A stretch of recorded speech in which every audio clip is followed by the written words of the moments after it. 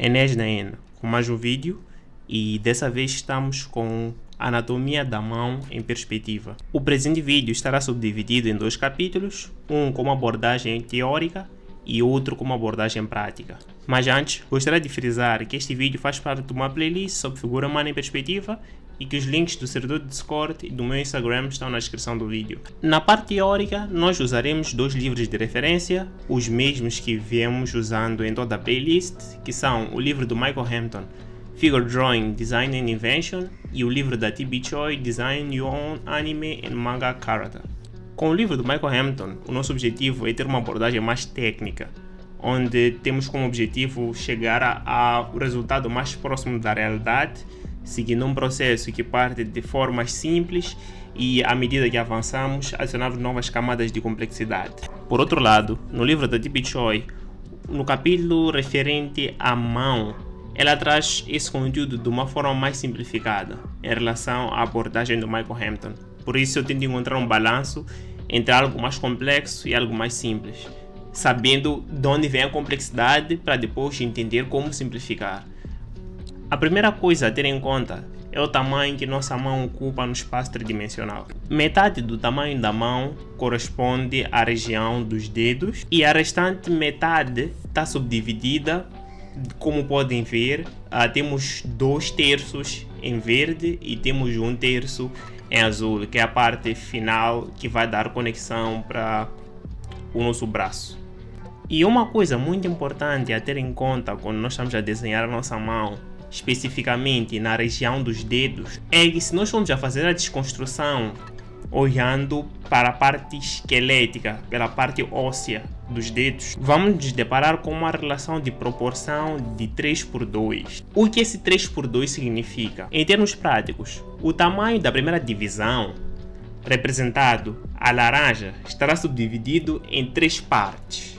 E se nós juntarmos essas duas partes, aqui representado a azul, nós teremos o tamanho da nossa segunda secção, que também será subdividida em 3 partes.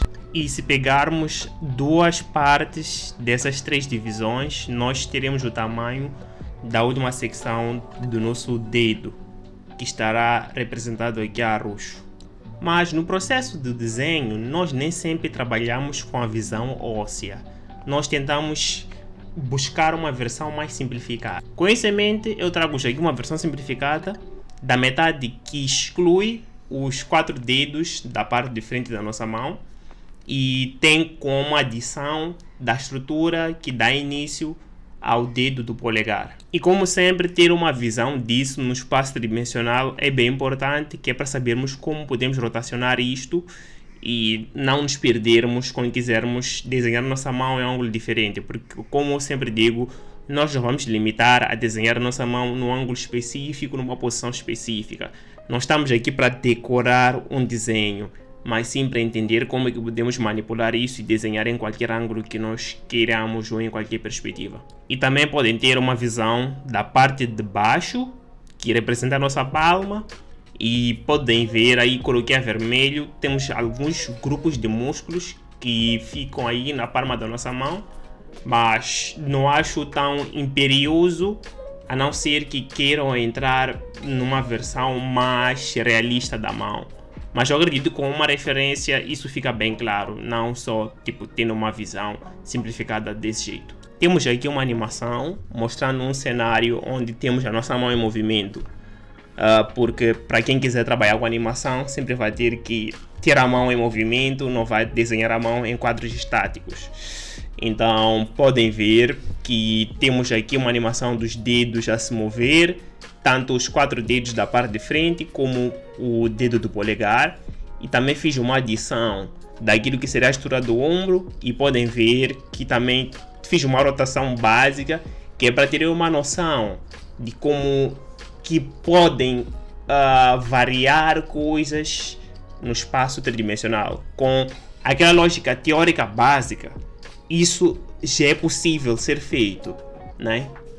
Ainda sobre o dedo polegar, quanto à sua movimentação, nós podemos usar como referência um triângulo, onde nós temos 2 dos seus vértices na região da palma da mão e um deles na estrutura do dedo polegar. E podem ver que no processo de movimentação do dedo, a estrutura do nosso triângulo se molda ao novo comportamento do dedo. Então podem fazer essa analogia, que é para realmente entenderem como é que é feito o movimento. E essa analogia pode ser feita tanto na vista de cima da nossa mão como na vista de baixo. Na vista de baixo vai ser muito mais pronunciada, porque vão conseguir ver lá os grupos de músculos que fazem isso acontecer. Porque existe um grupo de músculos ali que tem essa função de trazer e mandar para longe o dedo polegar, né? Recentemente apresentei a versão óssea dos dedos, onde falamos da proporção e coisas do gênero. Agora venho mostrar uma versão simplificada, tal como fizemos para com a palma da mão. Nós podemos simplificar os nossos dedos usando vários cilindros. Tanto para as junções, vamos usar cilindros, e para as próprias secções ou divisões também vamos usar cilindros, só que vão estar orientados em ângulos diferentes. E podem ver aqui por essa animação feita na vista lateral como é que nós podemos trabalhar com isso. Mas no desenho, praticar é sempre importante para realmente ver se aquilo que nós aprendemos na teoria está realmente a ser aplicado na prática. Com isso, nós temos aqui alguns exemplos de como eu desenho a mão em específico, usando essas lógicas aplicadas anteriormente. No processo de desenhar a mão, eu tenho como pontos iniciais tentar entender a conexão da mão com o braço, em seguida fazer o esboço daquilo que será a palma, de forma a manter as proporções, e em seguida parto para fazer o esboço dos dedos, usando linhas simples, sem volume, só para realmente entender o posicionamento dos mesmos. Com a estrutura básica definida, eu começo a definir aquilo que vai ser o meu desenho final, começando a dar volume à mesma. Para os dedos, eu prefiro usar cubos ao invés de cilindros, mas a lógica se mantém porque dentro de um cubo pode estar um cilindro, mas para mim em específico trabalhar com cubos é muito mais prático. Depois de ter o meu volume básico definido, eu parto para deixar o desenho mais orgânico, sem tirar aquele aspecto mais blocado, mas sempre tentando trazer uma visão orgânica daquilo que seria, realçando as junções, os níveis que nós temos dos dedos, mantendo sempre as proporções, como podem ver no desenho do fundo. Para esse exemplo em específico, o nosso segundo em questão, nós vamos mudar a abordagem. Ao invés de olhar para cada elemento como um indivíduo isolado, nós vamos criar agrupamentos.